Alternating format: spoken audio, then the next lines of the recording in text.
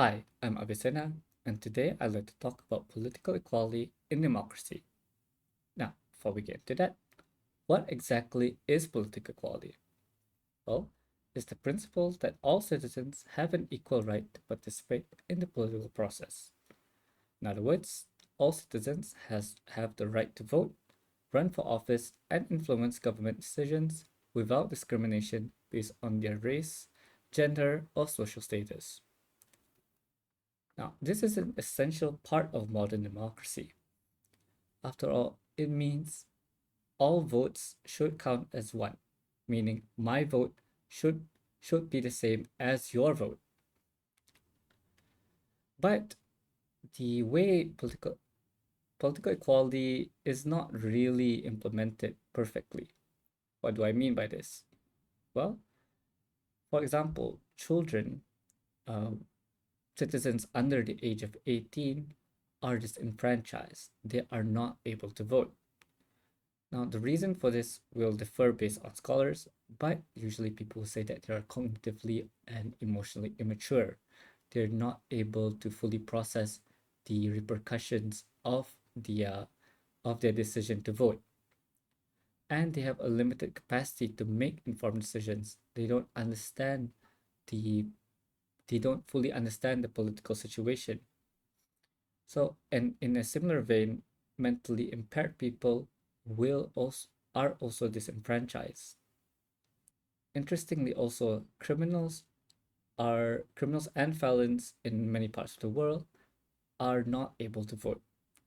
While the justification differs by country, the reason for this will mostly boil down to either punishment or because they have breached the social contract when they committed that crime.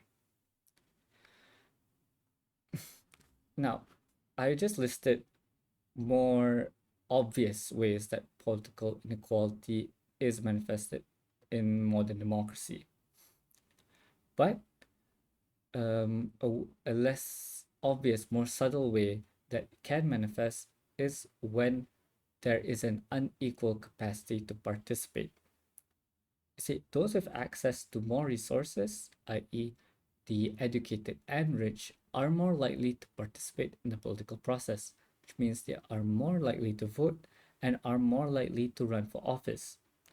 As such, opinions and policy choices of decision makers will naturally tend to be in line with the higher social status.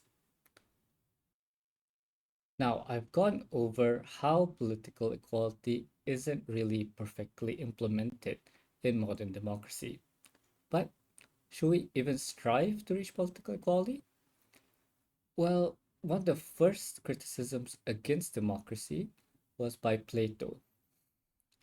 He believed that the vast majority of voters, the masses, are not knowledgeable enough to make informed decisions on matters of the state. So he believed that decisions should be left to the philosophers, the experts.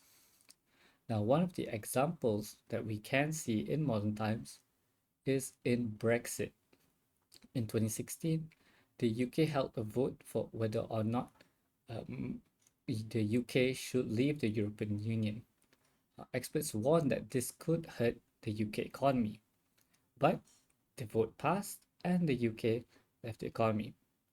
On the whole, evidence did show that the UK performed worse than it would have if it had stayed in the in the EU. Now, this is an example of how um, the majority will might conflict with what the experts think and what could actually happen.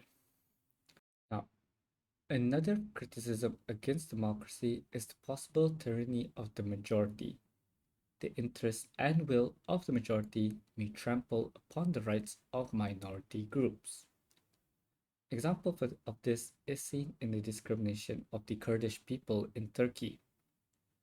This discrimination is perpetuated by the majority of the Turkish people voting for President Erdogan and his nationalistic policies, which are hurting the Kurdish minority population.